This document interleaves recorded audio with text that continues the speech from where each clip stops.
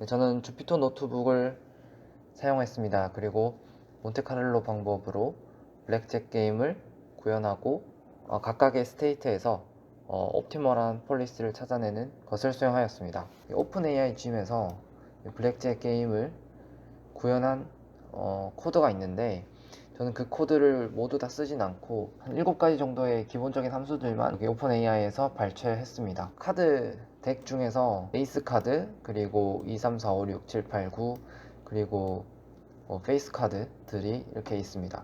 이 중에서 랜덤하게 카드를 뽑아야 되기 때문에 그 랜덤, 그리고 넘파이, 그리고 딕셔너리 자료형을 초기화하는 데 필요한 라이브러리입니다. 값만은 1로 정의되어 있고 카드들은 이렇게 나와 있습니다. 정의했습니다. 액션은 1을 힛, 그리고 0을 스택으로 정의하였고, 드로우 카드는 랜덤하게 여기 있는 덱에서 랜덤하게 카드 한 장을 뽑는 것이고, 드로우 핸드는 그 한 장 한 장을 뽑아서 총 2장의 카드를 뽑는 것입니다. 그리고 유저블 에이스는 만약에 그 2장의 카드 중에 1이 있고, 그리고 그 2장의 카드의 합에다가 10을 더했을 때도 21보다 작다, 그러면 그 상황을 유저블 에이스라고 정의했습니다. 그리고 두 개의 유저블 에이스인 경우와 아닌 경우를 나눠서 그 썸을 계산하는 썸 핸드, 그리고 이것이 21이 넘느냐를 리턴하는 is bust 함수, 그리고 그 스코어를 계산하는 버스트인 경우에는 0을 리턴하고, 그렇지 않은 경우에는 그 합을 리턴하는 스코어 함수, 그리고 내추럴 1과 에이스 카드와 10 카드가 나왔을 때는 그것을 바로 내추럴이라고 하는데, 이것을 먼저 파악을 하는 내추럴인지 확인하는 함수이고, 여기까지가 제가 참고한 함수입니다. 그리고 이후부터는 제가 직접 만든 코드들인데요. 플레이어의 턴이 끝나고 나서 딜러의 차례가 왔을 때 딜러는 자동적으로 딜러의 스코어를 계산하기 위해서 이와 같은 함수를 만들었습니다. 17보다 작을 때는 무조건 한 장의 카드를 더 추가하고, 버스트인 경우에는 0을 리턴을 하고, 그렇지 않은 경우에는 스코어를 리턴하는 그런 함수를 만들었고, 플레이어도 마찬가지로 2장의 카드를 뽑고 나서 만약에 그 카드가 12보다 작은 경우에는 무조건 한 장을 더 뽑아서 12 이상의 점수를 먼저 미리 세팅해 놓는 것을 이 함수로 나타냈습니다. 그리고 이 함수는 쌍이 중복이냐 라는 것을 확인하기 위해서 만든 함수입니다. 교재를 보시면 unless the pair SA appears in, 이렇게 하나의 에피소드 안에서 이 쌍이 중복이 있느냐 없느냐를 확인해야 되는데, 이를 함수로 나타내었습니다. 파이 테이블, 그리고 q 테이블, 그리고 특정 스테이트 값을 받아왔을 때 액션은 2개밖에 없으므로 그 2개의 Q 값을 모두 받아오고, 그 2개의 Q 값을 비교해서 더 높은 Q 값의 액션을 옵티멀 폴리시로 업데이트하는 이런 폴리시 임프루먼트 함수를 만들었습니다. 여기서는 Q 테이블, 그리고 리턴 테이블, 그리고 파이 테이블을 0과 그리고 빈 배열로 초기화하는, 딕셔너리 자료형으로 초기화하는 부분입니다. 딕셔너리 자료형을 쓴 이유는 딕셔너리 자료형 같은 경우에 키와 밸류로 이루어져 있는데, 키는 유니크하고 순서를 따지지 않기 때문에 순서를 따지기 힘든 스테이트들을, 그리고 중복되지 않도록 넣고, 거기에 따른 Q 값이나 액션 값을 밸류로 지정할 수 있기 때문에 딕셔너리 자료형을 사용하였습니다. 이제는 하나의 에피소드를 만드는 함수를 다음과 같이 만들었습니다.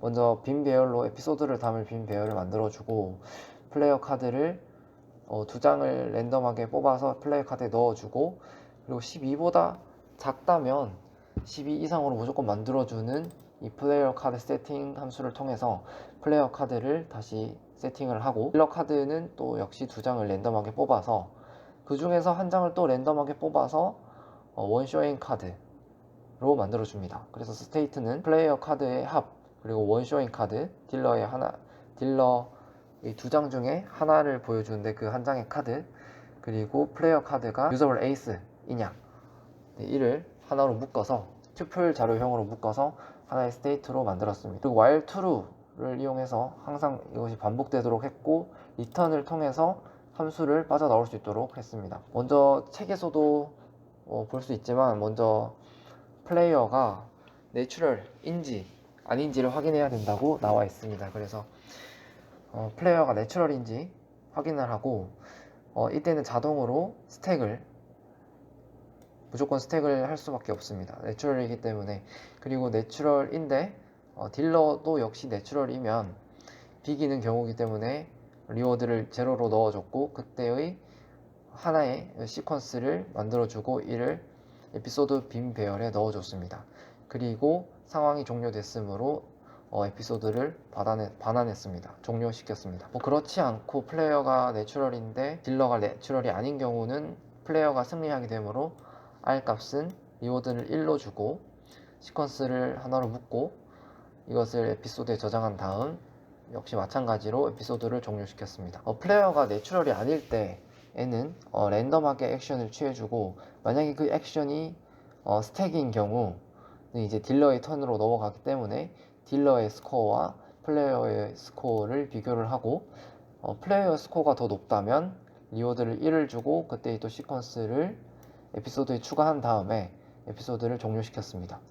스택을 했기 때문에 이제 상황이 종료가 됐고 그렇지 않고 스택을 했는데 비기는 경우 그리고 지는 경우를 모두 이제 각각을 다 만들고 결국에는 스택을 했기 때문에 모두 다 에피소드를 하게 됩니다. 그렇지 않고 스택이 아니라 플레이어가 힛을 했을 때 플레이어 카드에 힛은 한 장의 카드를 더 받는 것이므로 랜덤한 카드를 한 장 더 추가시킵니다.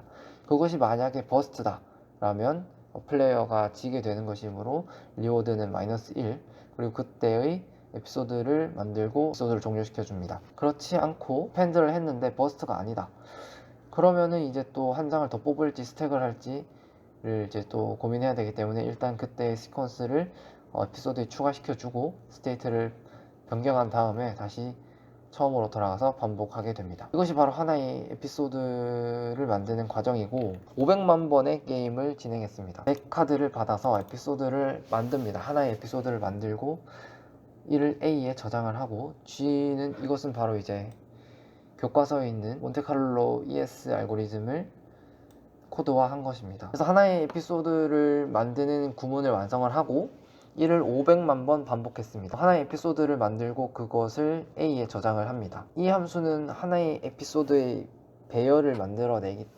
냅니다. 하나의 게임을 진행했을 때 한 에피소드를 담은 배열 A를 저장을 하고 G는 제로 여기서부터 시작하죠. Generate the episode 에피소드를 만들고 G에는 0을 집어 넣은 다음에 T 값을 이렇게 만든 이유는 하나의 그 에피소드 안에서 가장 마지막 시퀀스를 받아내기 위해서 이렇게 T를 만들었습니다. 보시면 배열 A의 길이 -1 Loop for each step of episode 여기서 보시면 T가 맨 마지막부터 0으로 역순으로 이렇게 가는 것을 볼 수 있는데요. 그래서 while not T가 0보다 작을 때까지 계속 반복을 하게 했습니다. T가 0보다 작을 때까지 이를 반복시켰습니다.